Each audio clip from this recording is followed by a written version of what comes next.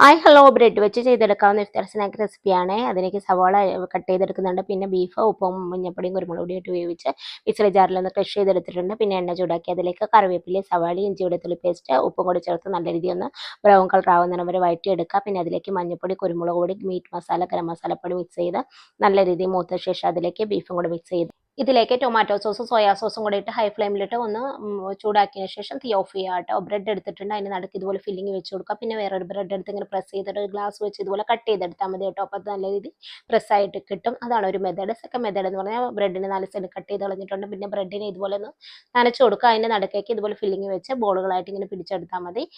അപ്പം ഇങ്ങനെ എല്ലാതും തയ്യാറായിട്ടുണ്ട്. പിന്നെ ഞാൻ ഒരു ബൗളെടുത്ത് 2 എഗ്ഗ് പൊട്ടിച്ച് വെച്ചിട്ടുണ്ട്. അതിലേക്ക് ഉപ്പും കോൺഫ്ലവറും കുരുമുളക് പൊടിയും ഇട്ട് നല്ല രീതിയിൽ ബീറ്റ് ചെയ്തു. പിന്നെ കട്ട്ലേറ്റൊക്കെ നമ്മൾ എടുക്കത്തില്ല, അതുപോലെ ഇതിൽ മുക്കിയിട്ട് അതിൽ കോട്ട് ചെയ്ത് എടുക്കാവുന്നതാണ്. എന്നിട്ട് ഇതുപോലെ പൊരിച്ചു പോരുക കേട്ടോ. ലോ ടു മീഡിയം ഫ്ലെയിമിലിട്ട് വേണം പൊരിച്ചു പോരാനായിട്ട്. അപ്പോഴേക്കും നല്ല പെട്ടെന്ന് തന്നെ ബ്രെഡ് ആൻഡ് തന്നെ കിട്ടും, ക്രിസ്പി ആയിട്ട് കിട്ടും കേട്ടോ. Easy and crispy iftar snack ready ആയിട്ടുണ്ട്. നിങ്ങൾ തീർച്ചയായിട്ടും ട്രൈ ചെയ്ത് നോക്കണേ. Okay bye.